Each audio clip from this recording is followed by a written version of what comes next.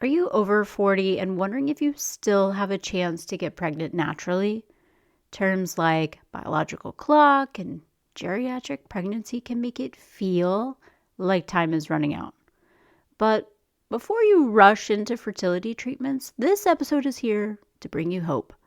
I'm sharing my personal journey of conceiving after vasectomy reversal at 40, and now, to my surprise, another pregnancy at 44. This episode, we're going to dive into the myths around age and fertility, discuss practical and natural fertility tips to support your body, and explore how waiting on God's timing can bring unexpected blessings. Whether you're over 35 and trying to conceive, considering options after a vasectomy reversal, or simply looking for encouragement and real holistic fertility advice, this episode is for you. Are you feeling frustrated and heartbroken, praying each month for that positive test after a vasectomy reversal, but it's still not happening?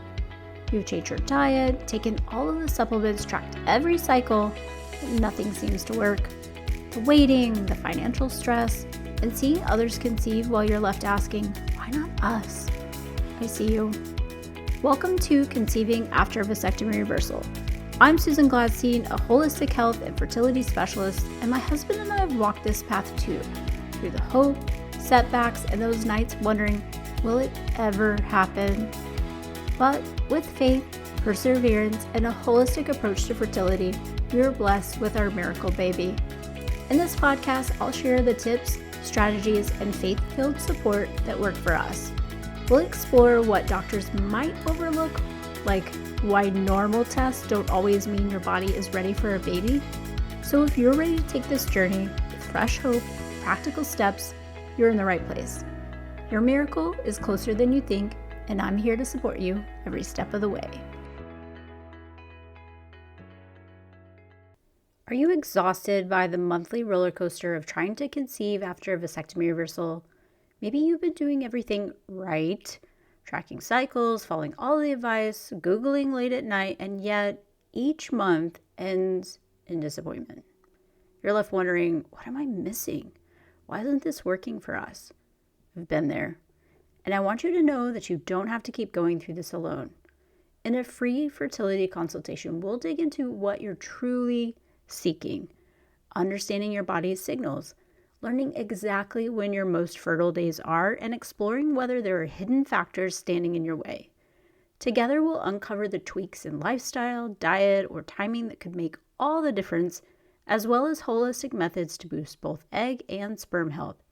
This isn't just general advice, it's a focused, personalized approach to helping you finally see progress. Imagine feeling confident in what you're doing with a clear, practical plan that aligns with your body and your journey. If you're ready for clarity and real, customized guidance, visit susangladstein.com/fertility to book your call today. Have you ever felt like time is working against you when it comes to having a baby? You're over 35, maybe in your 40s, and everyone, from doctors to well-meaning friends, keeps reminding you about that biological clock. It's this constant, subtle pressure, but deep down, you have this undeniable desire to grow your family. You want a baby, and you want to know that it's still possible. I know how overwhelming it can feel to hear that time is running out. When I first got pregnant in my 20s, I didn't give age or health a second thought. My routine was Dr. Pepper and chocolate donuts for breakfast, Chick-fil-A for lunch, and exercise. Who has time for that? Health wasn't even on my radar, and yet I got pregnant without even really trying. Fast forward to when I was 40, when I had my vasectomy reversal miracle, Emma, I was in the best shape of my life, way healthier than I was in my 20s, and yet at every OB appointment, it came with comments about my geriatric age, which felt anything but supportive. And I'll be honest, there was a time when I kind of bought into that narrative. After my husband's vasectomy reversal, I thought that the closer I got to 40, my chances of pregnancy were slipping away. I thought for sure it was going to happen right away. And then when it didn't, I tried to speed things along with fertility interventions. I mean, doctors were telling me that everything was quote unquote normal, but it wasn't happening. And I desperately wanted a baby, so surely it was my age that was the issue. Finally, at 40, I got pregnant with our miracle baby, and having a baby at 40, being in the best shape of my life, was so much of a different experience than it was in my 20s. And as some of you know, and if you don't really know, go back to episode 12.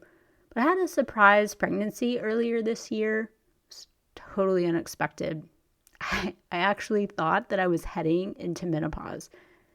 Sadly, that pregnancy ended in miscarriage, which was absolutely heartbreaking and, to be honest, shocking. But through that loss, something powerful happened. I realized how deeply I still wanted another child. I mean, it wasn't something that I had planned, but maybe it was exactly what God had intended. It shifted my heart, my focus, even led me to rebrand this podcast.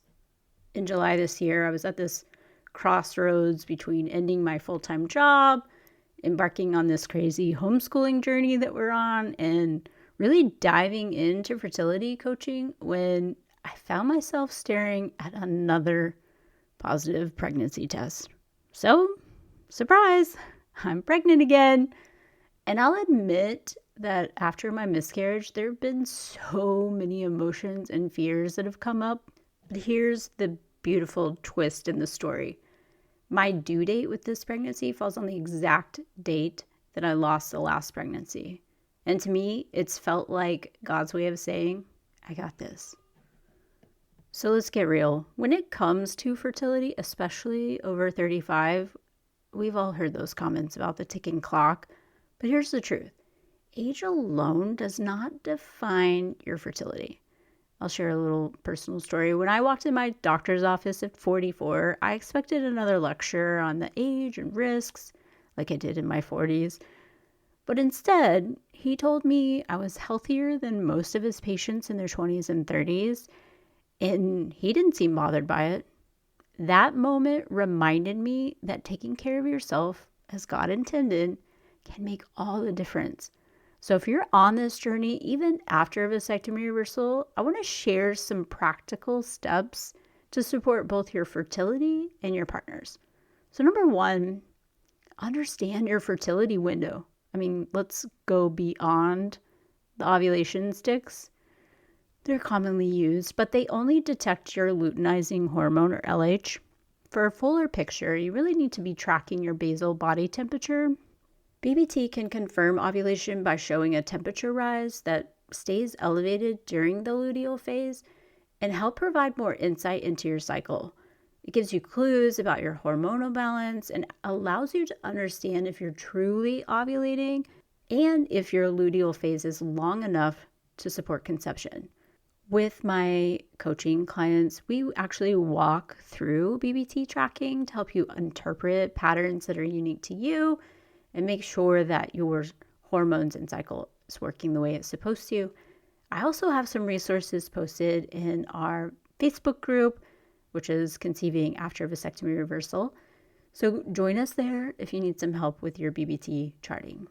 Number two, obviously diet and supplements. We want to be fueling our body with fertility boosting nutrients. I mean, it's key for both egg and sperm health. So start by adding some antioxidant-rich foods like berries, spinach, peppers, and tomatoes, which actually help fight oxidative stress, which is a key factor in cellular aging. CoQ10 is another powerful tool. It's like fuel for the cell's mitochondria and helps support egg and sperm quality. In fact, studies show that CoQ10 boosts fertilization and embryo development, making it a valuable supplement for women, especially those of us over 35. And for men, zinc and CoQ10 are important post-reversal too. Zinc helps with testosterone production, which is obviously essential for sperm health, and CoQ10 enhances sperm motility and strength. So as you build your diet and supplement routine, Think of it as creating this environment that's as healthy as possible for you and your partner. And number 3, move for fertility. We want to balance our exercise and recovery. I mean, we know exercise is essential, but high intensity workouts can sometimes create more oxidative stress, which we want to minimize. So instead, you could aim for low to moderate intensity exercise like walking, swimming, even yoga. These activities promote blood flow, which is crucial for reproductive health and obviously help reduce stress. Because if your body is stressed out, it is not going to want to bring another life that it needs to support. So we have to maintain that equilibrium in our bodies. Side note, if you enjoy strength training, this can be beneficial as it naturally supports hormone production, especially testosterone. And in our coaching sessions, I dive into exercise routines that support fertility, focusing on what works best for your body. And obviously, I want you to do something that you enjoy doing. So we dive more into that one-on-one. And as I mentioned, stress affects our hormone production. So managing it is super important. If you have high cortisol levels from chronic stress, it can disrupt your cycle, which affects both ovulation and implantation.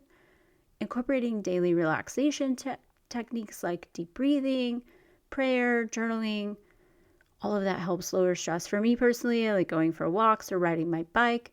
If this is something you want to work on, we can explore personalized stress management techniques in a one-on-one session, really to help ensure that you have the tools to support your fertility journey every day. And I cannot stress number 5 enough. Balancing blood sugar is a lot of times overlooked, but it is absolutely fundamental for hormone health. If you have spikes and dips in your blood sugar, it can impact your insulin levels, which in turn affects your reproductive hormones.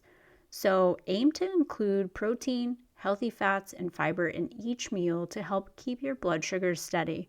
Think of meals like scrambled eggs with avocado and leafy greens, or maybe a protein smoothie with nuts and berries. These nutrient-rich combinations stabilize blood sugar, helping your body maintain a more optimal hormone environment. Number 6, prioritize quality sleep. Sleep is crucial for hormone regulation and cell repair, so really aiming for 7 to 9 hours a night.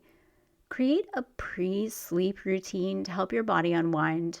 Dim the lights, turn off your screens, and do something calming like reading or prayer.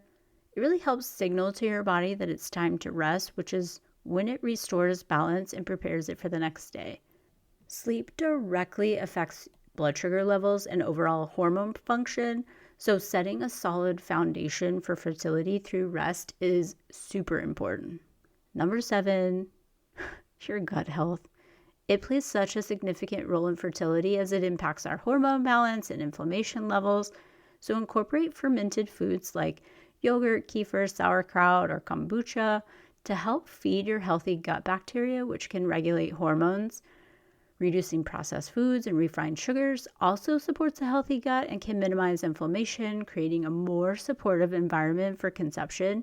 And I'll just note here personally, I've had digestive issues my whole life and have really worked on restoring my gut health.